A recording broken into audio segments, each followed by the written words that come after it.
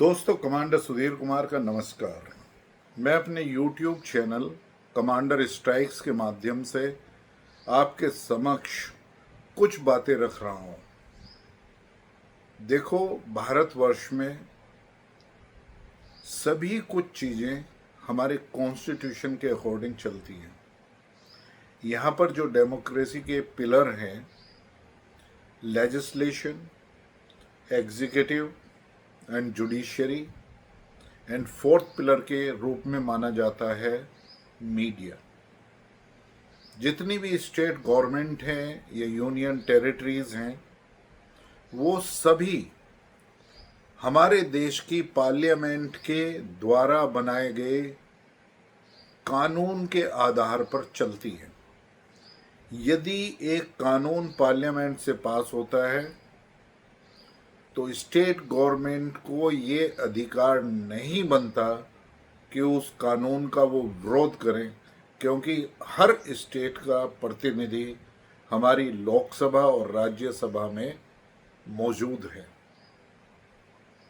ये कितना घातक है कि जिस तरीके से ममता दी ने वेस्ट बंगाल के अंदर जो वक्फ बोर्ड अमेंडमेंट बिल पार्लियामेंट में पास हुआ है, जो हमारी आदरणीय राष्ट्रपति महोदय ने भी उनको साइन कर दिया है और वो एक कानून देश के लिए बन गया है, उसके खिलाफ जिस तरीके से उन्होंने, ममता जी ने हमारे मुस्लिम भाइयों को बहकाया है, जिस तरीके से उन्होंने इमाम को, जो वहाँ के इमाम मौलवी हैं वेस्ट बंगाल में, उनको एकत्रित करके एड्रेस किया है कि इसके खिलाफ आप एजिटेशन रखिए और हम इस बिल का विरोध करते रहेंगे। किसी भी कानून के खिलाफ जो हमारी पार्लियामेंट पास करती है, सभी के पास दो अधिकार हैं। एक अधिकार तो ये है कि वो सुप्रीम कोर्ट में अपनी याचिका लगा सकते हैं, PIL लगा सकते हैं और वहाँ पर उनकी सुनवाई चल रही है। और 70 ऐसे जो PIL और पेटिशन फाइल हुए हैं ऑनरेबल सुप्रीम कोर्ट के अंदर, उस पर चर्चा आज शुरू हो गई है। सेंट्रल गवर्नमेंट को नोटिस भी इशू किया गया है और उस पर कुछ मुद्दों पर सेंट्रल गवर्नमेंट की क्लैरिफिकेशन राय मांगी गई है और उन पर central government definitely with in 2 weeks अपना रिप्लाई फाइल कर देगी। लेकिन जिस तरीके से जो दंगे हुए हैं, जो प्रेरित दंगे हुए हैं वेस्ट बंगाल के अंदर, उसमें सारा पुलिस और वेस्ट बंगाल का एडमिनिस्ट्रेशन हाथ पे हाथ रखकर बैठा रहा। ये वहाँ की चीफ मिनिस्टर ममता दी ने बिल्कुल अलाउ किया कि वहाँ पे जो हुलिगन्स हैं, जो क्रिमिनल्स हैं, जो ऐसे लोग थे जिन्होंने पथराव किया और वक्फ बोर्ड बिल अमेंडमेंट बिल के खिलाफ प्रदर्शन के दौरान जिस तरीके से उन्होंने डायरेक्टेड ढंग से हिंदुओं के घर में जाकर लूटपाट करी है, उनको पीटा है, 3 लोगों की जान ली है, ये भारतवर्ष की एकता के लिए बहुत बड़ा खतरा है।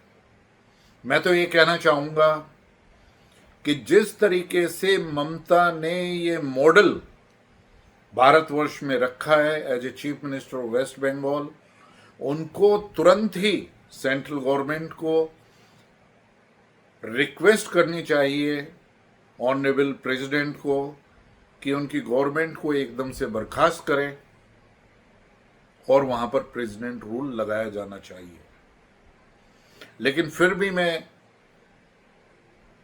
अपने आदरणीय होम मिनिस्टर अमित शाह जी की तारीफ करता हूं कि उन्होंने बहुत ही जल्दी वहाँ पर सेंट्रल पुलिस फोर्स को, सेंट्रल फोर्सेस को लगाया है, पैरामिलिट्री फोर्सेस को वहाँ पर लगाया गया। जो हिंदुओं के ऊपर, जो एजिटेटेड हमारे मुसलमान भाई थे, जो वहां पर एक तरीके से पुलिस का कंट्रोल ना होकर वो उन पर अटैक कर रहे थे, उसको कंट्रोल करने के लिए। और in the mean time Bharatiya Janata party ने और वहां के लोगों ने वो honourable high court West Bengal को अप्रोच किया और उन्होंने तुरंत निर्देश दिए कि वहां पर पैरामिलिट्री फोर्सेस का डिप्लॉयमेंट बहुत ही आवश्यक है। लेकिन देखना यह है कि आज ममता दी सबके सामने एक्सपोज हो गई हैं, उनको मुंह दिखाने के लिए नहीं है। और जितने इंडी गठबंधन के लोग हैं, चाहे वो अखिलेश हो, चाहे वो स्टालिन हो, चाहे वो हमारे झारखंड के हों या राहुल गांधी हैं, ये सभी लोग एक तरीके से ममता के पक्ष में है कि उन्होंने जो कुछ वेस्ट बंगाल में होने दिया, जो हिंदुओं पर अत्याचार हुआ, जिस तरीके से हमारे एडजॉइनिंग बांग्लादेश में जिस तरीके से हिंदुओं पे अत्याचार हुआ, क्या उसी की कोरोलरी एक तरीके से हमारी आदरणीय ममता दीदी चाहती हैं वेस्ट बंगाल में?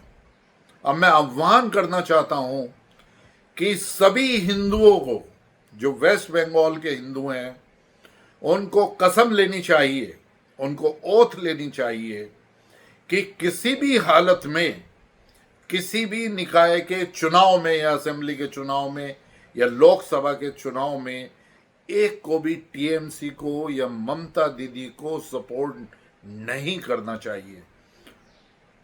दोस्तों, मेरे वेस्ट बंगाल के हिंदू भाइयों, मैं आपके समक्ष प्रस्तुत हो रहा हूं और आपसे आह्वान करना चाहता हूं, और जरा विचार करिए, जब भी वेस्ट बंगाल के अंदर दुर्गा मां की पूजा होती है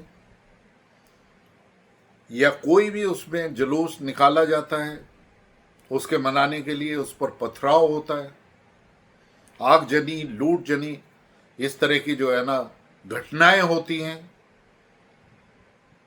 या दशहरे के वक्त पर जो वहां पर प्रोसेशन निकलता है उस पर क्यों पथराव होता है? क्यों दिवाली नहीं मना सकते हिंदू? क्यों होली लिमिटेड? और उस पर भी यदि कोई प्रोसेशन हिंदू ऑर्गेनाइजेशंस निकालते हैं तो क्यों उन पर पथराव होता है? सोचने की बात है कि भारतवर्ष के अंदर ही 100 करोड़ हिंदुओं की भावना को क्यों लगातार आहत किया जा रहा है। ममता दी, ये आपको चेतावनी है कि ये नया भारतवर्ष है, ये आपकी इस तरह की डिक्टेटर भरी चीजें जो आप वेस्ट बंगाल में हिंदुओं के खिलाफ करा रही हैं, उसको स्वीकार नहीं किया जाएगा, उसको चुनौती दी जाएगी, कानून से भी और हर तरह से चुनौती दी जाएगी। और मैं कहना चाहूंगा कि आपके नंबर पॉलिटिक्स में एक तरीके से काउंटेड हो गए हैं, वो गिने चुने दिन हैं। आप नहीं आएंगे चुन के इस बार जो है ना वेस्ट बंगाल में। आपने जिस तरीके से ये सुनियोजित तरीके से, जिस तरीके से अटैक जो है ना ये हिंदुओं पर कराया है, एक वक्फ बोर्ड बिल के समर्थन में लोग उतरते हैं और वो सड़क पर उतरकर वायलेंस करते हैं, आगजनी की करते हैं, वो लोगों को उनके घर में घुसकर मारते हैं और वहां पर मजबूर होना पड़ता है भारतवर्ष के अंदर कि 500 लोग वहां से निकलकर एडजॉइनिंग डिस्ट्रिक्ट में जाकर स्कूल में शरण लेते हैं। कितने शर्म की बात है ममता दीदी, क्यों आपने ऐसा होने दिया? क्या हमारे हिंदू भाई जो है ना, वो क्या यदि वो आपको वोट नहीं देते तो आप उन्हें मरने के लिए छोड़ देंगे? आप उन पर इसी तरह की एट्रोसिटीज कराएंगे? मेरे ख्याल से ममता दी, आपने अपीजमेंट पॉलिटिक्स की एक चरम सीमा तक आप इस चीज को ले गई हैं और हमारे ऑनरेबल हाई कोर्ट ने इसकी संज्ञान लिया है और वहां पर अब हमारी जो बॉर्डर सिक्योरिटी फोर्सेस या हमारी जो पैरामिलिट्री फोर्सेस हैं वो इसको नहीं होने देंगी। हमारे हिंदू भाई वापस जानेंगे। हम नहीं चाहेंगे कि जो जम्मू कश्मीर में हुआ हमारे हिंदू भाइयों के साथ, वहां पर उनको निकलना पड़ा, कि आपके मंसूबे इसमें कामयाब हो जाएं कि फिर हिंदू जो हैं वो वेस्ट बंगाल से पलायन करने लगें। ऐसा नहीं होगा। रोहिंग्याज को हम सपोर्ट नहीं होने देंगे। और मैं चाहूंगा कि हमारे हिंदू भाई वो बिल्कुल जागृत हों। और मुसलमान भाइयों से मैं कहना चाहूंगा कि आप जरा सोचिए कि आपको बरगलाने का काम कौन कर रहे हैं। उन सब मौलवी, उन सब मौलानाज, वो सब बहुत ही रिच हैं, उनके सब बच्चे बाहर पढ़ते हैं। एक भी मौलाना को आप जरा पूछिए, एक भी मौलवी को आप जरा पूछिए कि वो अपने बच्चे, अपनी फैमिली, अपनी वाइफ के साथ आकर वक्फ बोर्ड अमेंडमेंट बिल के खिलाफ जो है ना वो सड़क पर प्रदर्शन करे। कोई नहीं करेगा, क्योंकि मेरे मुस्लिम भाइयों जो गरीब हैं उनको किसी भी तरीके से कुछ भी लुभावन देकर, कुछ भी लालच देकर, कुछ भी पैसे देकर, अपीजमेंट की पॉलिटिक्स करके आपको और आपके बच्चों और आपकी फैमिली को ही सड़क पे उतारा जाता है और ये दंगे कराए जाते हैं। आपको सोचना होगा इस बारे में। पूरे भारतवर्ष के जितने भी प्रोग्रेसिव मुसलमान हैं वो इसका बहुत बड़ा स्वागत कर रहे हैं। आज जितने भी पसंदीदा मुस्लिम भाई हैं, जिनकी मेजॉरिटी है मुसलमानों में, वो सब इसको पसंद कर रहे हैं। जितने भी हमारे गरीब मुसलमान भाई हैं वो इसको पसंद कर रहे हैं कि ये बहुत ही टाइमली अमेंडमेंट बिल लाया गया है वक्फ बोर्ड के अंदर, और इससे गरीब मुसलमान भाइयों का फ़ायदा होगा। उनके डेवलपमेंट के लिए, उनकी एम्पावरमेंट के लिए कुछ काम हो सकेगा और वक्फ बोर्ड एक अकाउंटेबिलिटी में होगा। उनको स्वीपिंग पावर नहीं दी जाएगी। पूरे देश में ऐसे लोग जो ये दंगों को सपोर्ट कर रहे हैं और जो सड़क पर आने की चेतावनी देते हैं, मेरा कहना है कि अब ये this is a high time, मेरे ख्याल से होम मिनिस्ट्री को, इन सब नेताओं को जो ऐसे समय पे भड़कालू भाषण दे रहे हैं या जो वक्फ बोर्ड या पाकिस्तान के एजेंडे को यहाँ पर एक सुनियोजित तरीके से सपोर्ट कर रहे हैं, उन सभी को जेल के पीछे जाने चाहिए। हमारे कानून हैं, मौजूदा कानून अप्लाई किए जा सकते हैं और जल्दी से जल्दी उनको सजा भी दी जा सकती है। ये देश की जो विघटनकारी फोर्सेस हैं इनको कंट्रोल में लाना बहुत जरूरी है। हमारे जो मुसलमान के युवा हैं उनको रोजगार की तरफ सोचना चाहिए। पिछले 11 वर्षों में यदि सबसे ज्यादा फायदा जितनी भी हमारी social welfare scheme central government की है, उससे सबसे ज्यादा फायदा हमारे मुस्लिम भाइयों को हुआ है। चाहे वो राशन की हो, चाहे वो टॉयलेट की हो, चाहे वो गैस देने की हो, चाहे, क्योंकि वो काफी लोग बीपीएल में आते थे।